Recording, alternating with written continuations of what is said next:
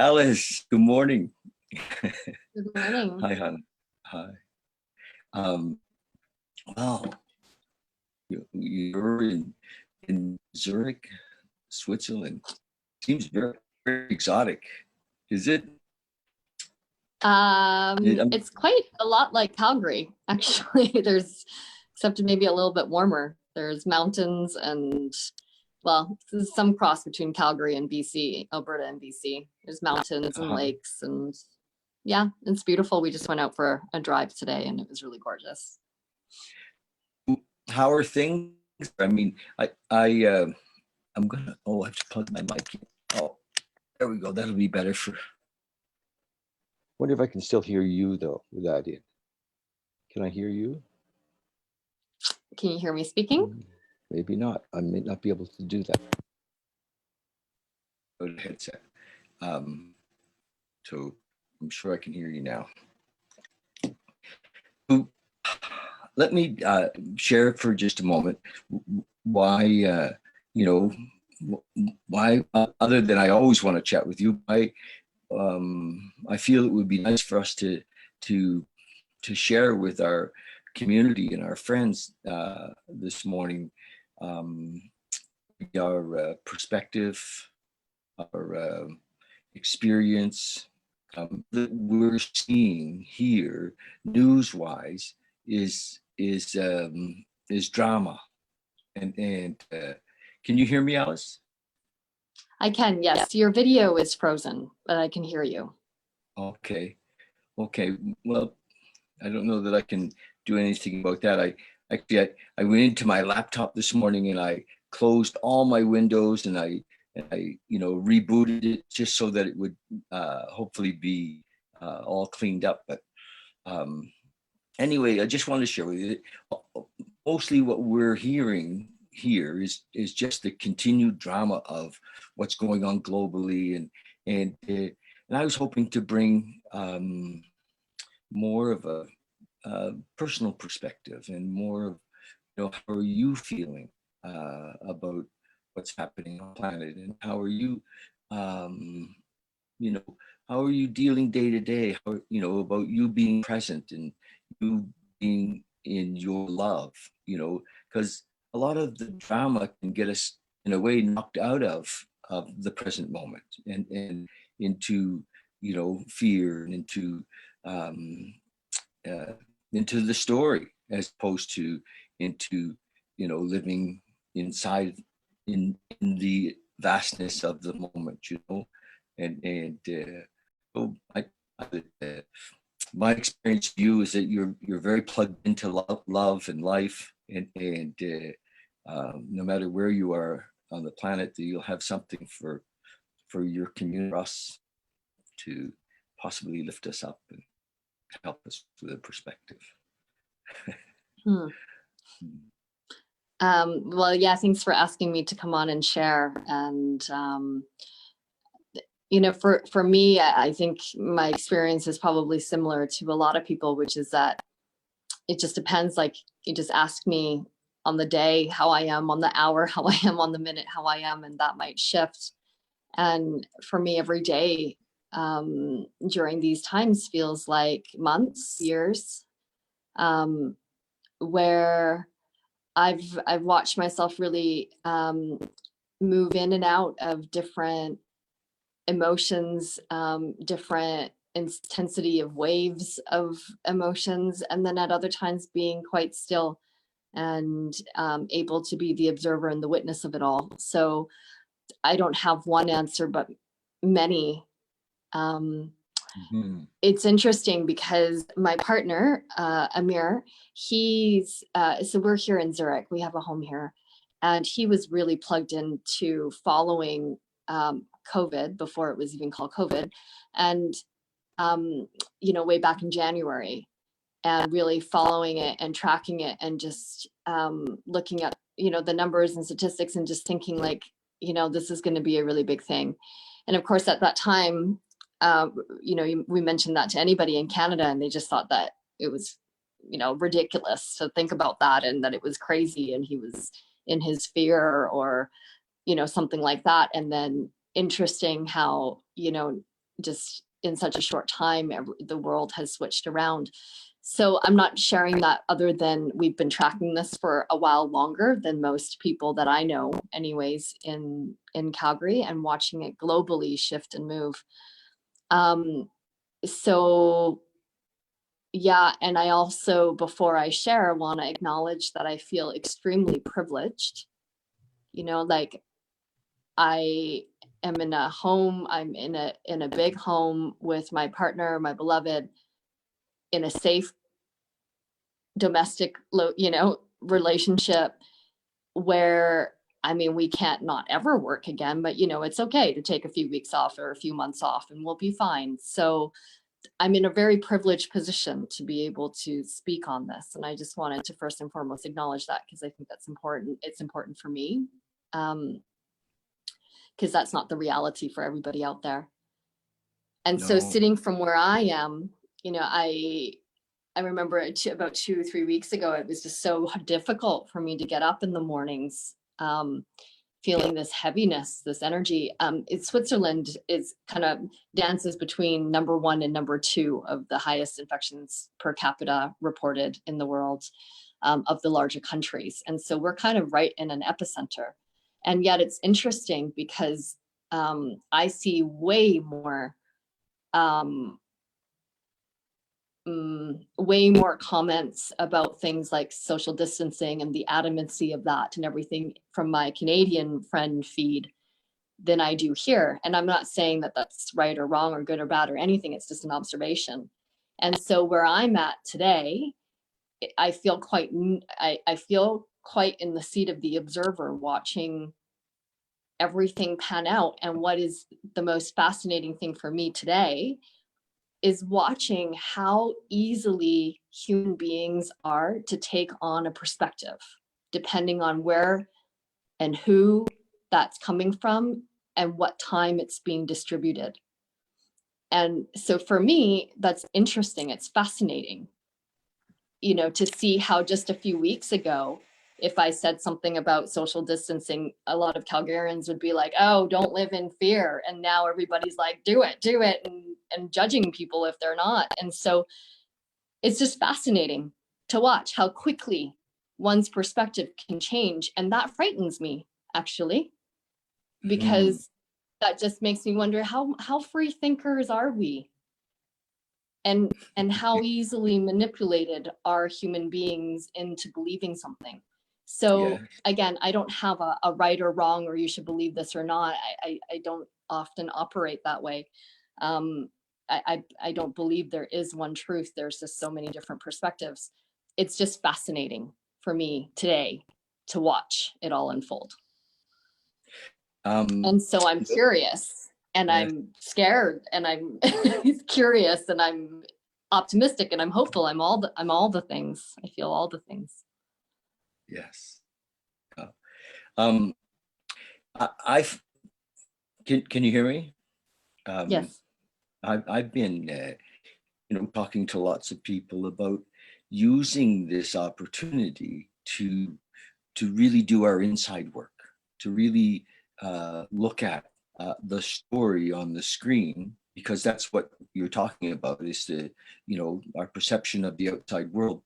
And none of it's true in a way, because it's all, like you just said, depending on who's telling the story and our perspective. And so it's all, there's something happening, but nobody really can tell what it is. I have friends that think it's a big conspiracy, and that we're all going to have our freedoms taken away. And I go, gosh, could you just be present, be here now? And so I see it as an opportunity now to go inside, to really drop in and to find the clarity of our oneness, of our connection with God, if you will, of our connection with universal intelligence, and something much bigger than the story on the screen. And I believe, watching your experience this last couple of years, with your grandmother passing and your life and how it's changed, and you recognize that our outside circumstances are always changing. always moving, and us often struggling to get better at life, if you will, so that we can somehow profit from, or not profit in a financial way, but so that we can be better in some way, which is admirable, I think. But we are already perfect. I believe we're already, in our deepest, most core, already absolutely safe. So that's what I'm seeing as an opportunity to develop ourselves, or not even develop as it becoming a better human being. We're already perfect, yeah. So it's easy to get caught up in the outside story of what's happening, but I don't think anything's really changed. That's my that's my. We've never really had security. Nobody lives past a certain time, and and we don't take anything with us. Our stuff is just our stuff, so when I see you doing your work, often it's with so much love and so much compassion for the women often that you're working with, that helping them to see their beauty, their goddess, their freedom, their immensity, that's how I imagine you, actually. Hmm. And as a leader in holding the light, so that people can find themselves, and isn't that who you are? Yeah, well, it's interesting, and again, it's just depending on what moment you catch me, and I might be sharing from a different perspective, because I have all of them. Yeah. For me, there's a very human quality that we each have, that does have fears, that does have real life concerns about, am I safe, and will I survive? Essentially, are the two questions that our subconscious mind is asking all the time. And I don't know how easy it is to think our way out of that, as much as we can have all of our practices. I think that there is a biological aspect of that we can't necessarily just think our way out of. And so at the same time, there's if we use our practices to be able to also sit in the witness and observe everything happening as it's happening, so that we're not always just like wrapped up in the whirlwind of it. And sometimes it's okay to be right in the whirlwind of it and let yourself completely fall apart. Maybe that's exactly what needs to happen, because you've been trying to hold it together all of these years in a system that is not working.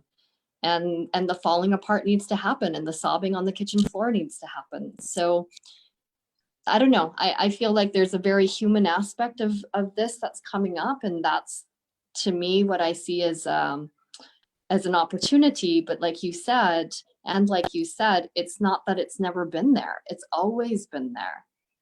Yes. It's just that right now we have this global topic that we're all focused on right now, that creates some form of relatability and connection, so that we talk about it more. There's always been death. There's always been struggle. There's always been domestic violence. There's always been illness. And I'm not saying this to downplay it at all, or that there isn't suffering, or that my heart, I just, some mornings I wake up in tears, because I think about, what about all those women in domestic violent homes right now? And what about this? And what about the people who are on the street? So that I have that part in me as well. So I don't mean to diminish that. And there's this other part of me that sits in the witness and says, wow, isn't this fascinating?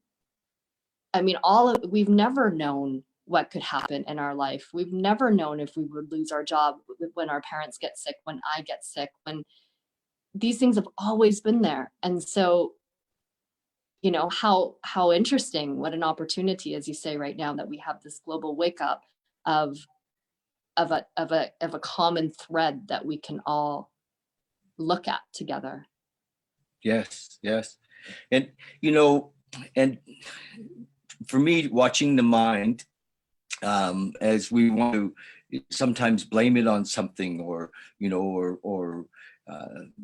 mind is so, I call it a meaning making machine, and it wants to say, well, this is happening because of this, and to draw the lines between cause and effect.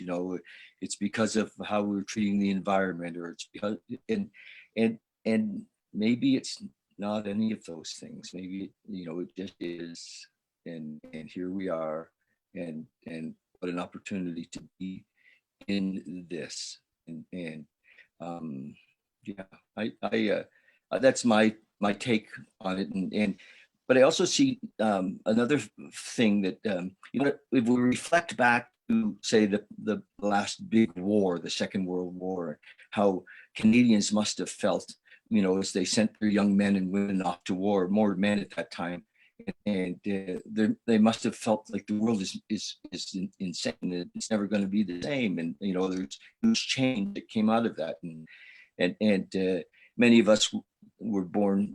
I of course was born after that, and we've seen the beautiful advancements that have happened after that shake up. And so I'm kind of also excited because as this is further down the road, I think lots of shifts are going to happen globally to who we are as mankind. There's just in the past a bit, if that out of big adversity comes, like you said years ago, out of big adversity comes amazing opportunity. The seed of more of amazing opportunity. So, and that's something I think that we can all look forward to, or hopefully, even though personally we feel, threatened or afraid. What's your take on that? I think this is when the practices are so important. It's like it's easy easy. Well, it's not always easy, but if you do your practices on your mat or your meditation cushion or whatever, what a peaceful place to be able to practice all of this. And now, we have a big, again, topic that's coming up right now for us to all really practice being fully present. And my personal practice is really like, how can I make space for all of it? Like, how can I make space for my human heart to feel my own fear and not knowing, and the collective fear and the not knowing, and and to feel the insecurity and the sorrow and all of that, the grieving, this collective grieving that's happening right now.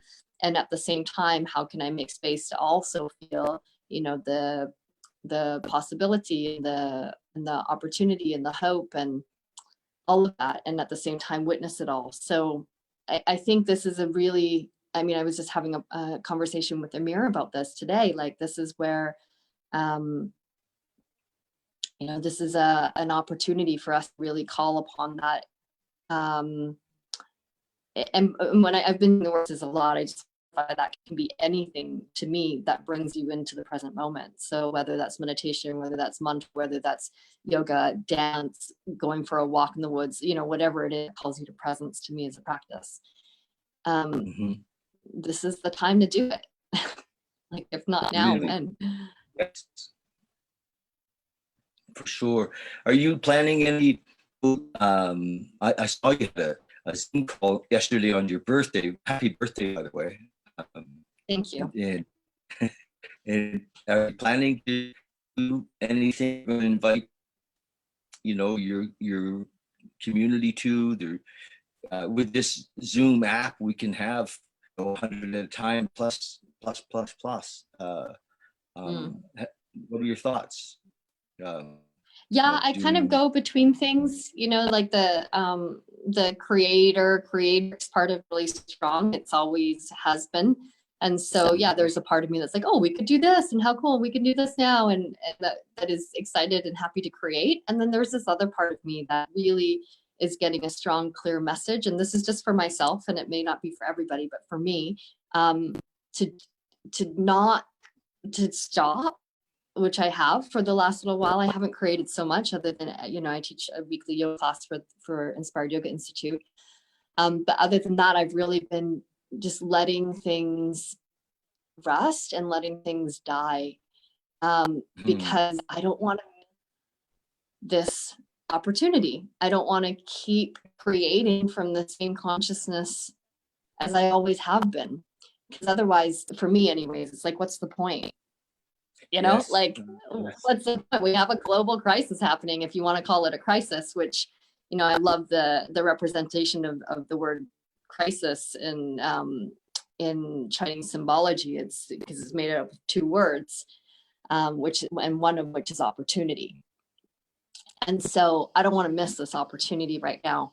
And I don't want to miss it by creating from the same place that I was before. So I've really been actually just letting things rest. And Yes. I've, also have moments of being really excited actually to create some offerings that might have the opportunity to reach people in a different way. A lot of what I do with the women in Untamed Wild Feminine, for example, are practices. I give them homework assignments as part of the course. And so all of those homework assignments can, definitely be used by men and women to get us into our body and to clearing our emotions, to feeling our pleasure, like all of these things. So yeah, I have some ideas, and Amir and I would love to do something for couples, and we'd love to do something for our Tantra community. And just in timing, my practice right now is more about listening and waiting, and tuning in, and not being like, oh, I want to do this by this date. It's like, that feels kind of old in this moment. I hear you. What we're doing right now, came on the weekend, and it came really strong for me. It was like, oh, okay. Because although I've been thinking a bit, on Facebook Live and chatting with my community a bit, I haven't, but it was really like, but it's felt like this, what we're doing right now wanted to happen, and to and then even since then, when I talked to you until now, several times, it was interesting to watch my own ego come up and say, what are you doing? Just relax. And I'm glad to be able to do this. My intuition is that there's a whole new group of people who are searching now, outside of our, the folks that we kind of know, and that are at home, and they're saying, what is this about, and why is this happening, and they're looking for answers, and not that I have the answers.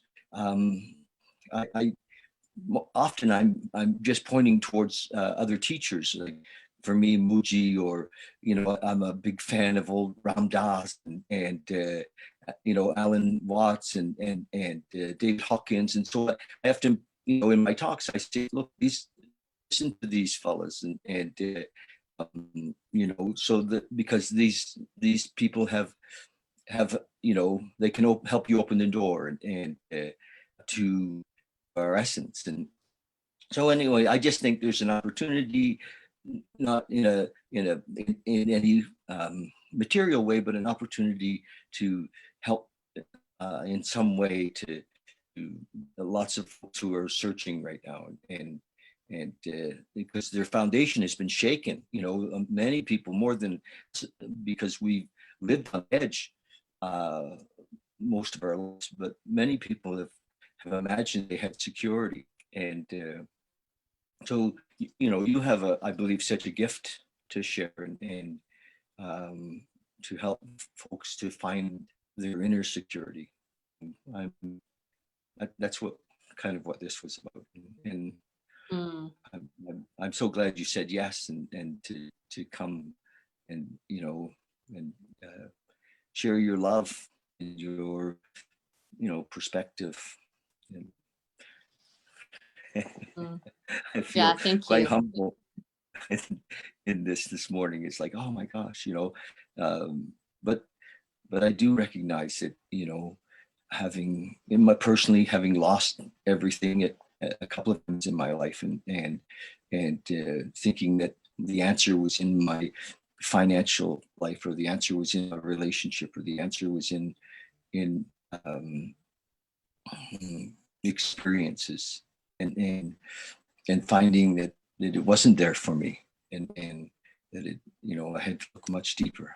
And I think there's lots of people wondering now, where do we look? And I know you have that, and I believe you have that. Anyway, that's no matter where you are on the planet. Yeah, it's interesting. I noticed like how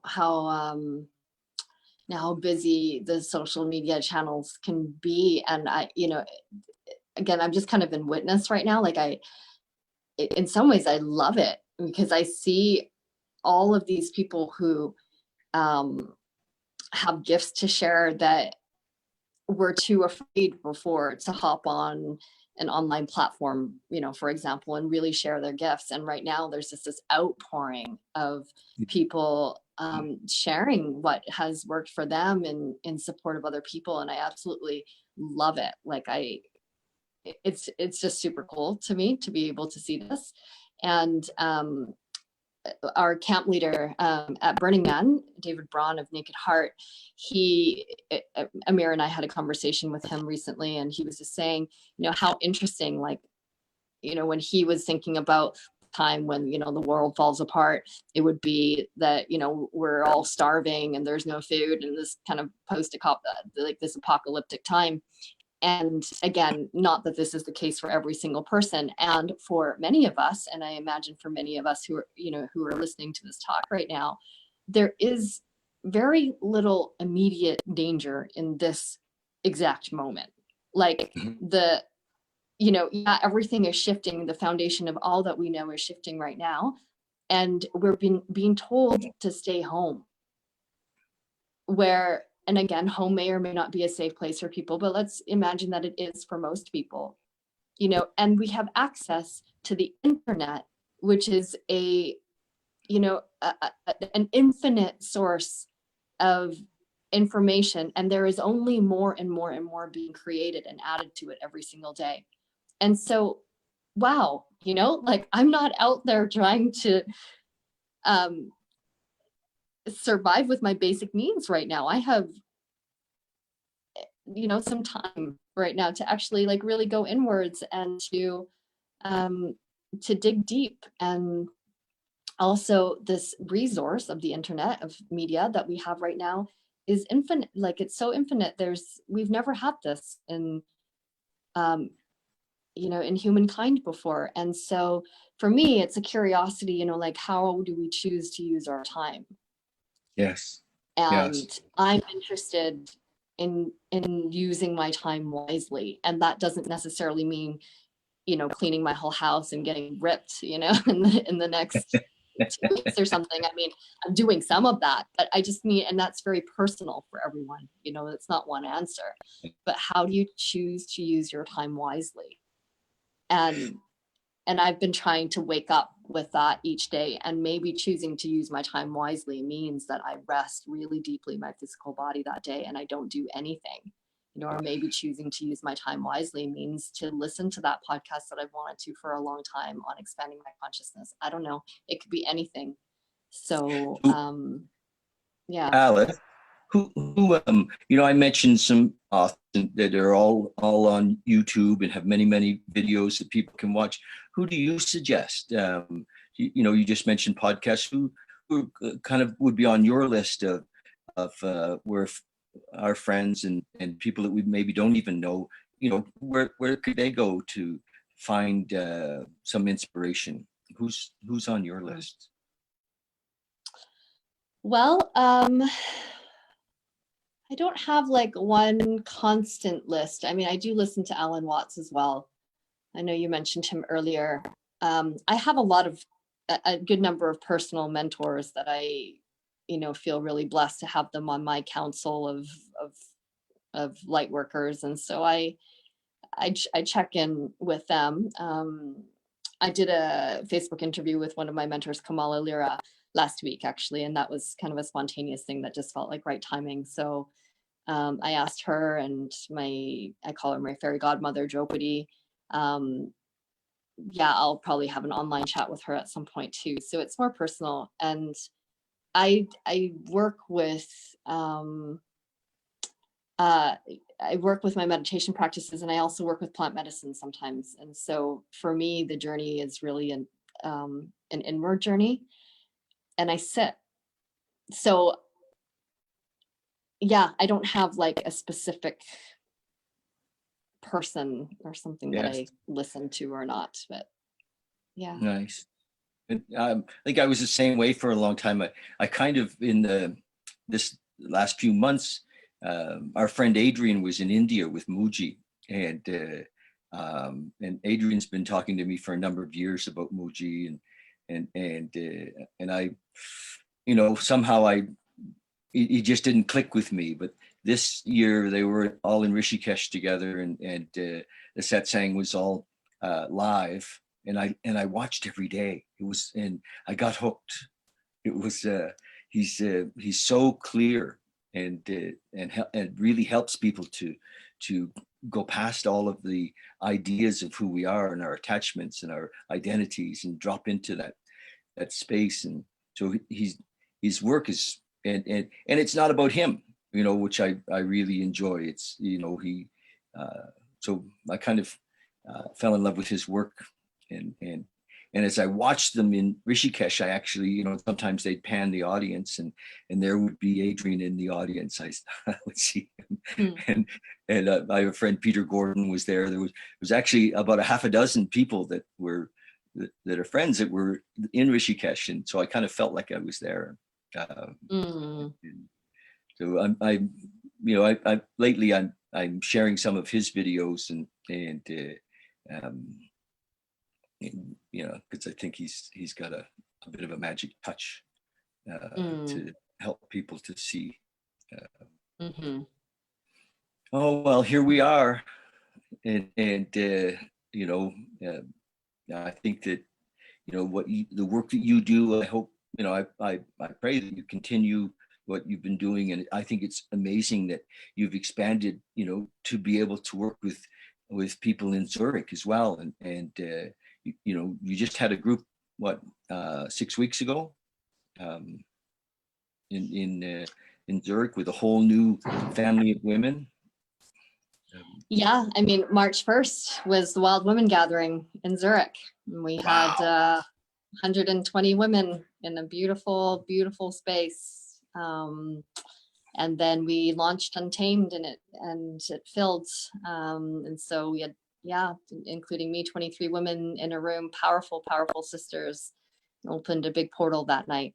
And so, there's a portal opened here in Zurich and in other places as well. And the Untamed Sisters and I here have continued with some online webinars each week, not to replace our in-person sessions, but in the hope that we'll be able to do them and still be able to stay connected. So nice. Yeah. I'm always a little envious of all your women, that you have such a beautiful thing that you do, and even though I've been in a men's group for 20 years, it's a little different. And I've been on, we call it men's team, literally for over 20 years. I meet with the men every once a week, and small circle. There's 14 of us sometimes, and we're really, involved in each other's lives. We're committed to each other's awakening, but it feels, what you do with the women feels in a way even more personal or more intimate, and so I love more heart in a way. Thank you for doing that. I think we all get the benefit of that, of course, because it ripples out, and I appreciate the work that you do. And when will we see? I mean, nobody knows anything, but when were you planning on coming back to Canada? Well, I was planning originally to come back probably the third week of May. But let's see what happens. I mean, we have a retreat planned. I've got programs scheduled, festivals, but who knows? right now. We'll We just, might not have airlines. We might. yeah, well, EasyJet just grounded their fleet, we heard today. So yeah, we may hang out here in Europe for the summer, but let's see. We're just playing things day by day right now. Honestly. Well, thank you so much. Is there anything that you want to say before we finish? Any message for our peeps? I think, the one thing that's left for me is just to be so compassionate and so generous with ourselves at this time right now. To just be so spacious inside, to have, all of our feelings. And it's an uncertain time. Most people have never, ever experienced this before. I mean, we globally have never experienced this in our lifetimes.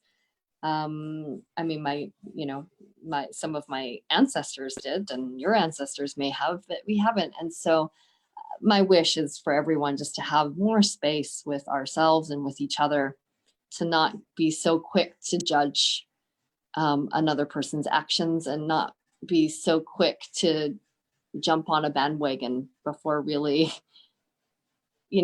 feeling into what's real for you and for your community and for your loved ones. And just to keep on listening. I think this is one of the greatest opportunities we have right now, is to really learn how to listen to life instead of trying to over direct it and control it.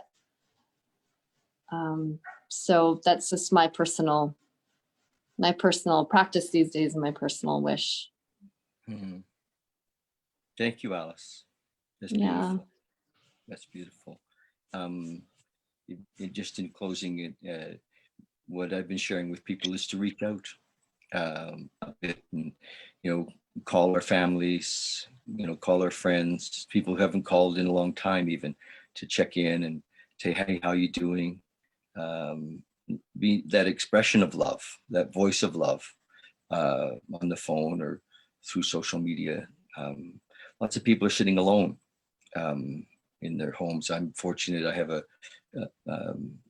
group of, I live with 3 other men, and it's, we have a beautiful, it's basically a spiritually based home. And so I feel very blessed. So yeah, reach out and share with everybody, family too. Sometimes we become estranged from family, and we need to make those calls and love them. And that's, thank you so much, Alice, for sharing with us this morning, and all the work that you do, and the love that you are. Love to Amir as well, from all of us. And I don't know how he got you away from us. Yeah. Well, we actually said we arrived here, a month ago, a little bit more, 5 weeks ago, and right up until we boarded that plane, we just thought, is this the right choice right now? We're 2.5-hour drive from northern Italy. Does it really make sense to fly here right now? And we decided to go on that plane and and nest here. So, but we'll be back. Okay. I have a big part of my heart there, of course. So yeah. Of course you do. Yes. Love you so much. And we'll hopefully talk again soon. Yeah. Thank you, David. Thank you. Thanks for being here and sharing your love. Thank you. Yeah. You as well. Thank you. Bye.